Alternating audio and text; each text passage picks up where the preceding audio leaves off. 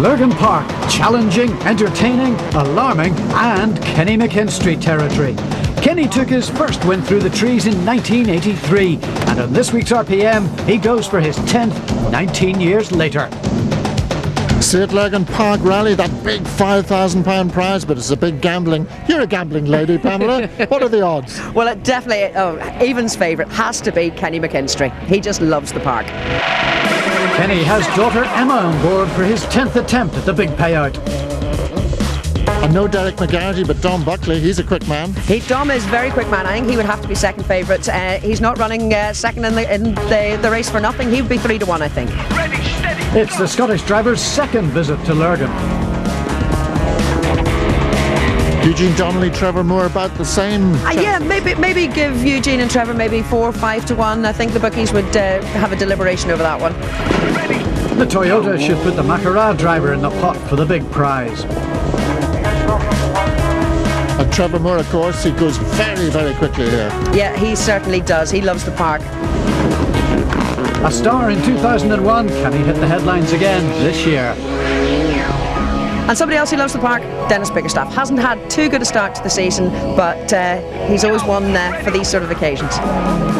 That 18-year-old Metro can still menace the modern machines. Davy Greer, of course, former winner. Yes, indeed. Davy Greer cannot be discounted, and his cars, I think, are also out all over the park too.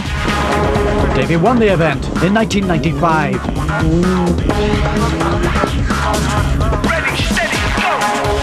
And for an outsider, got to be Ollie O'Donovan. Spectacular man. Ollie is really revelling in. I think he's really come into his own. I would go, for a good outside each way bet, 25 to 1 on Ollie. There are no international stars in the Stay at Lurgan Park entry this year, but that makes the result a lot less predictable. But 9 times winner Kenny McKinstry won't have such an easy ride as he attempts to steer his wide World Rally car through the narrow gaps to stay ahead of such nimble runners as Dennis Bickerstaff, Eugene Donnelly, Trevor Moore and Scottish import Dom Buckley.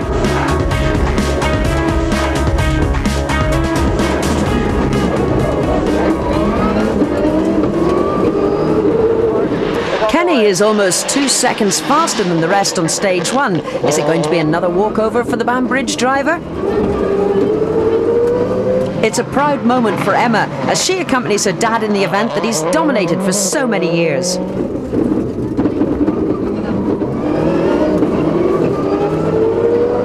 On stage 2, Kenny still has the advantage, but now only by 0.03 of a second. The visitor has woken up.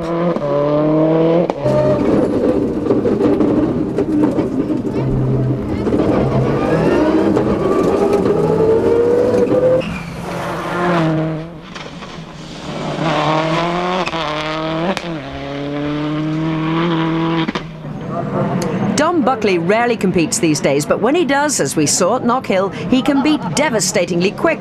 Kenny has given him a bit of a wake-up call, and he has responded to that reveille.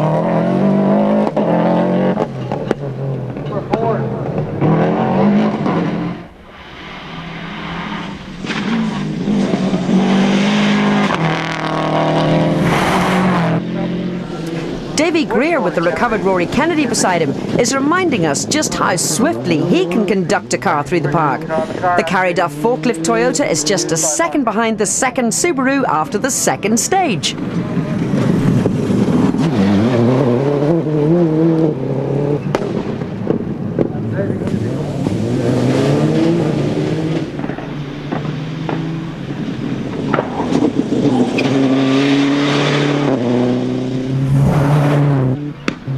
Dennis Bickerstaff drops from 4th to 5th on the initial tests. He messed up on the opening hairpin on the second run through.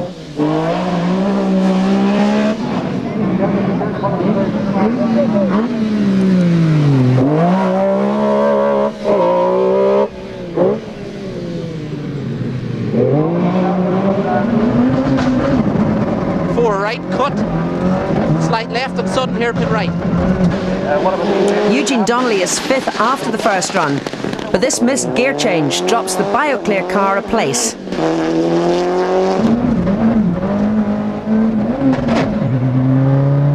Language, Eugene. That's how close he gets in this event.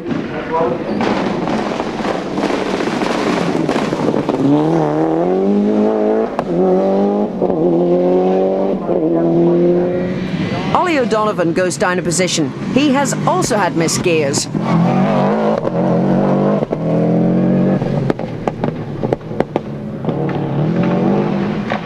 Here's a big surprise. Martin O'Connell is quite a big name in international racing circles, but this is only his second rally, and after 2 stages he's in 4th place and a little lucky to be there. Trevor lost some time off the start line, and as we can see, he's a bit flustered. The Roy Wilson car is unusually far back in 10th place, but there are 6 more tests to come.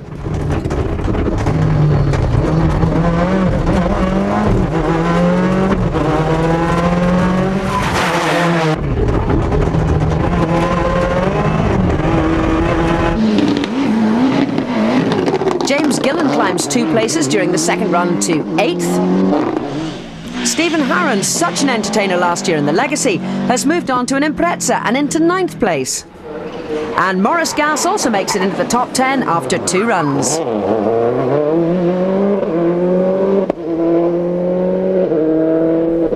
It's another big day for Gary Jennings, who moves up to 4-wheel drive in Group A. We spent about 15 minutes yesterday in the car. It's a fabulous car. Brilliant. Now I hope you're not going to scare our very good friend here. No, Pamela will be alright. There's no jumps in here, we're okay. Pamela, you're always a girl for adventure. Absolutely, but he didn't tell me he's only had 15 minutes in the car. Well, you know what they say, Pam. Everyone gets 15 minutes of fame in their lives. Pamela doesn't even get 15 minutes as Gary gets to the end of the test in 1.5 minutes, fastest in Group N. Now, no international names, did I say? Well, how wrong can you be? Mr. McWilliams and Mr. Nesbitt have graciously agreed to share Drew Wiley's Lotus Elan and act as a double O crew. With rally champion Andrew giving his Grand Prix motorcycling companion the benefit of his considerable knowledge, the first few corners go fine. And then there's a delay. A little bit of an adventure out there, Andrew. Yeah, one of the leads fell off and she stopped in one of those corners, in the left-hander, I think. Just as simple as that. More or less. The lead came off, he said. The lead came off, I think his foot came off the brake and went back on the accelerator, and we did a 360 down the middle of the circuit, but we took, on the way out we took probably 5 or 6 posts, and I think he's blaming it on the posts being in the wrong place. It was quite interesting. 3/4 of a lap with Lurgan was all I want to see. Next time I do it, I'm going to do it with somebody with a bit more experience.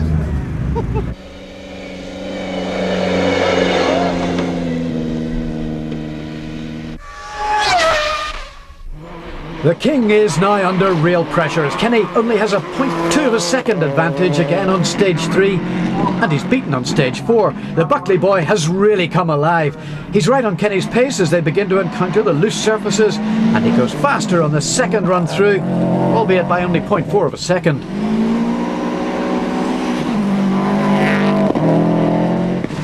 Just look at this replay for commitment. Davy Greer continues in 3rd place, but he's now 8.5 seconds behind the leaders and very close to our remote camera. The battle for 3rd is now white hot, with 7 cars only separated by 5 seconds. Eugene Donnelly leads the chase, just 0.1 of a second behind.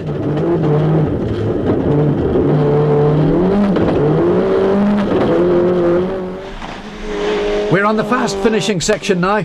Very fast, would you believe, over 90 miles an hour as the anti-lag explosions burn off the excess gas in the BioClear car. Oh, hang on tight, this stuff isn't for the faint-hearted.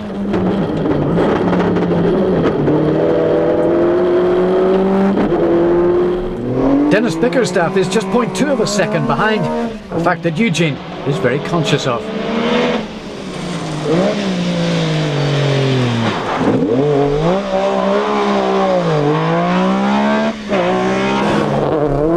And then it's Morris Gass in 6th place, again just a blink in arrears. Trevor Moore and Roy Wilson are 7th and very anxious to close that gap.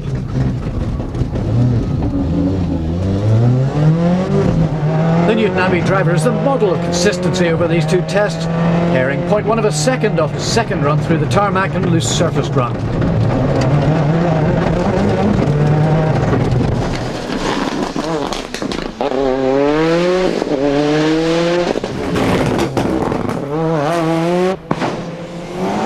Gary White is in equal 8th spot with Martin O'Connell.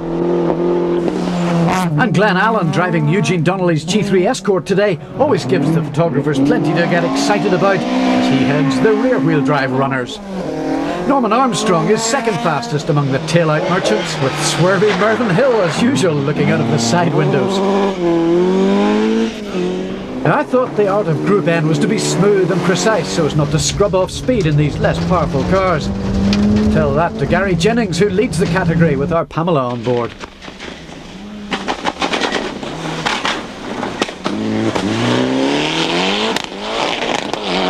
Well, they needed a trim anyway. James Foley, who lies second in Group N, doesn't seem to believe in the smooth approach either.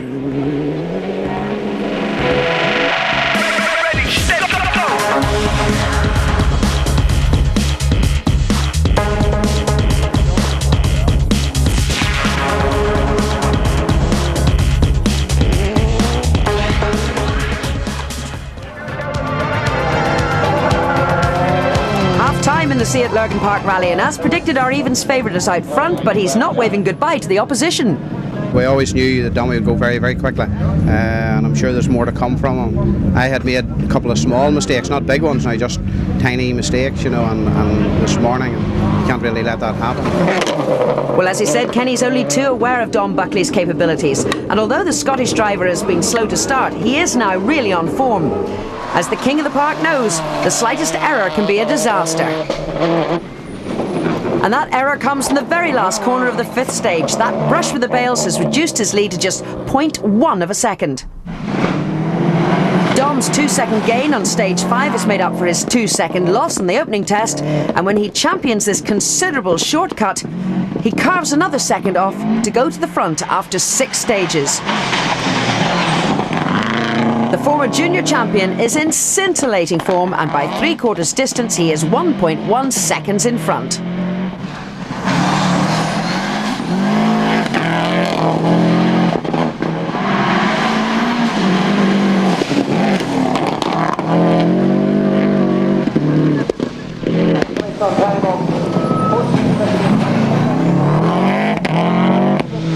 Dennis Biggerstaff moves up 2 places in 2 stages, and the Eurocables car now leads that 3rd place train by 0.2 of a second after 6 stages.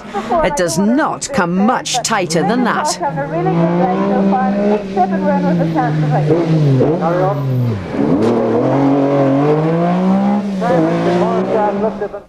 Right. Eugene Donnelly really has to work for it. He drops a second to Dennis on stage 5, but almost equals the Metro on stage 6. Right. Take a ride on the roof of the Makarad driver's Celica and keep your heads down as we head for the trees. With 2 stages still to go, only 2 seconds separate 3rd, 4th, 5th and 6th places. 5 left, 40. 5 right, don't cut this one. Long, 2 left, tightens. Into slight right. Slight left. Slight right here, slight left. The square left. Turn narrow, 3 left. Turn narrow, 3 left here. Long, 3 right, tightens, don't cut. Turn 4 right plus. 4 right plus.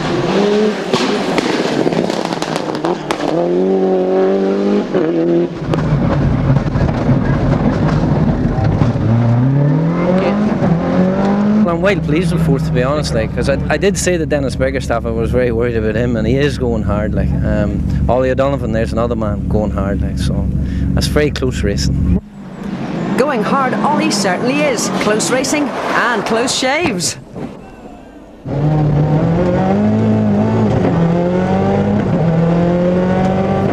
But the fastest man in that 3rd place race is now Trevor Moore. Trevor is second faster than the battling quartet on the 5th stage and improves that by a further second on stage 6 to bring his Escort Cosworth up to 5th overall.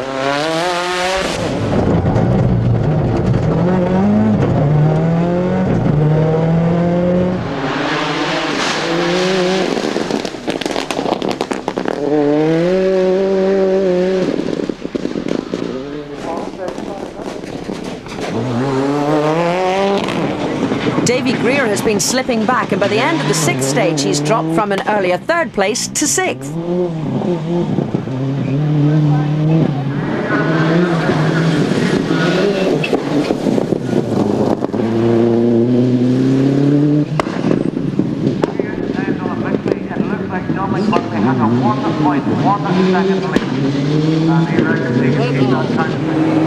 Finicky's Gary White and Liam Creeley have moved up a place to 7th in their Escort Cosworth.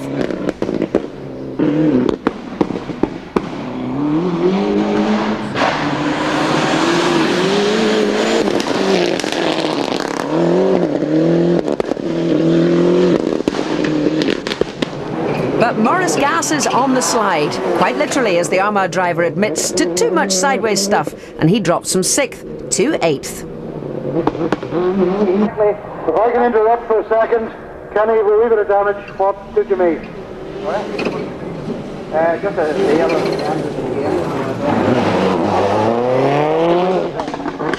And the former Formula 3 champion is making a big impression for a rallying novice.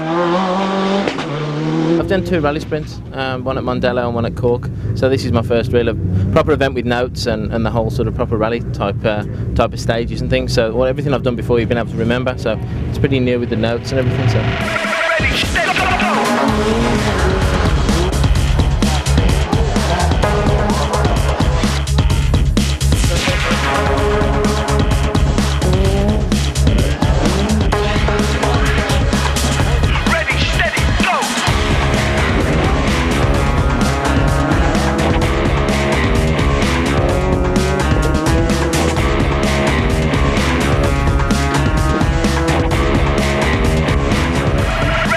Dan, it looks a little bit expensive, I'm afraid.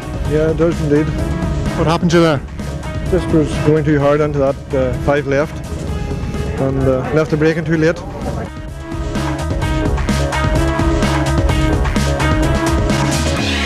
In the historic section this year, no less a person than Jimmy McRae.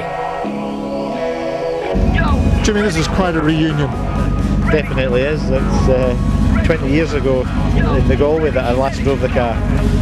You had some great memories of these cars. Oh yeah, when you think back, Circuit of Ireland and all the Irish rounds, yeah, fantastic.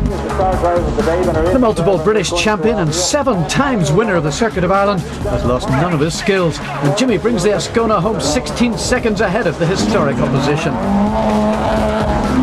Douglas Richardson in his much older Mark I Escort is second, despite gearbox problems during the day. Ahead of John Keatley's older again Porsche 911, and Jimmy, guided by Chris Patterson, is still sprightly enough to finish 26 out of 35 finishers. With 2 stages to go, there's still a lot to be decided. The 2-wheel drive class goes to Mervyn Hill and Nigel McGee, with Martin Taggart and Russell Allen drifting from opposite lock to second.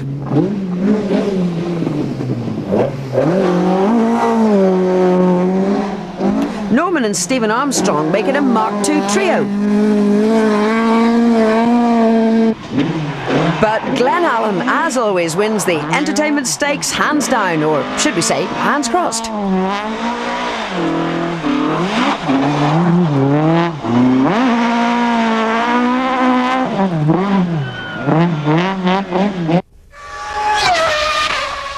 Gary Jennings' debut in Group N has been truly impressive. In Philip Johnson's Lone Lancer, the Fermanagh driver finishes 9 seconds clear of his showroom opposition. It's a performance that has certainly impressed Pamela, and it takes quite a performance to impress Pamela.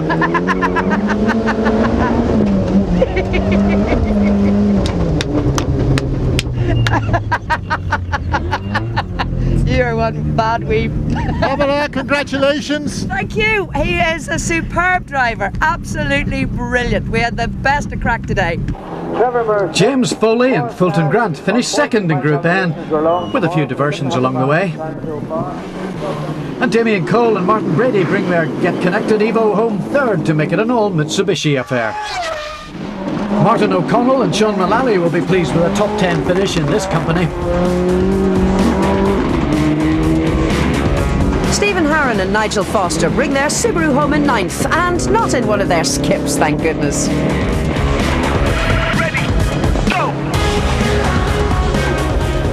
Alice Gass drives BBC girl Karen Patterson around the park all afternoon to finish 8th. Gary White and Liam Creeley are 7th in the Shell Helix Escort Cosworth.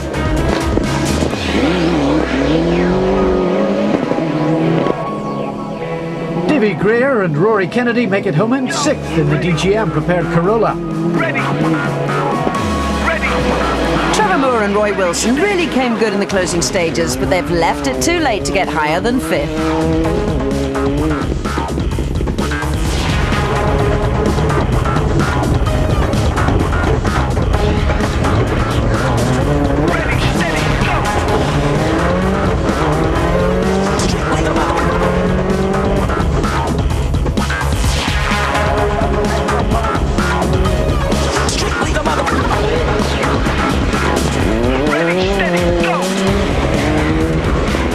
Dennis Bickerstaff and Robin McCandless lose the Titanic struggle for 3rd by just 0.2 of a second. Eugene Donnelly and Paul Kelly get that coveted 3rd place by the narrowest of margins. Right here from right.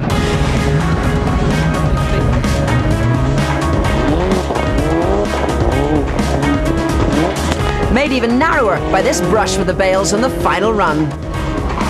But for Kenny, 2002 wouldn't be his year in the Seat Lurgan Park Rally.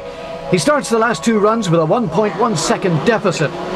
Stage 7 and Kenny clocks in at 1 minute 44.6 seconds, but Dom is 0.2 seconds quicker. The gap is now 1.3. Stand back as the swashbuckler is out to stamp on the king in his own kingdom. It's a final fling in which the man who comes from the Scottish borders throws caution to the winds. Dougie Redpath is getting the run of his life as he calls the notes, and the clock will finally stop at 1 minute 43.4 seconds, a second faster than his previous run and 2.2 faster than Kenny.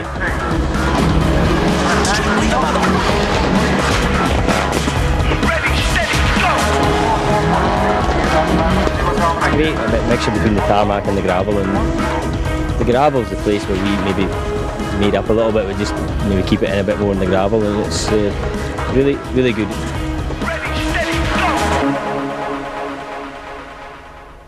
Well, I'd like to thank Kenny for the absolute soaking, but it was a day for the bookies. Dom was 3-1. Kenny, we had an evens favourite, and he's certainly evens favourite for acting the agent. But Kenny, Dom, thank you very much indeed, and thank you all for joining us at the Seat Lurgan Park Rally. We'll see you soon.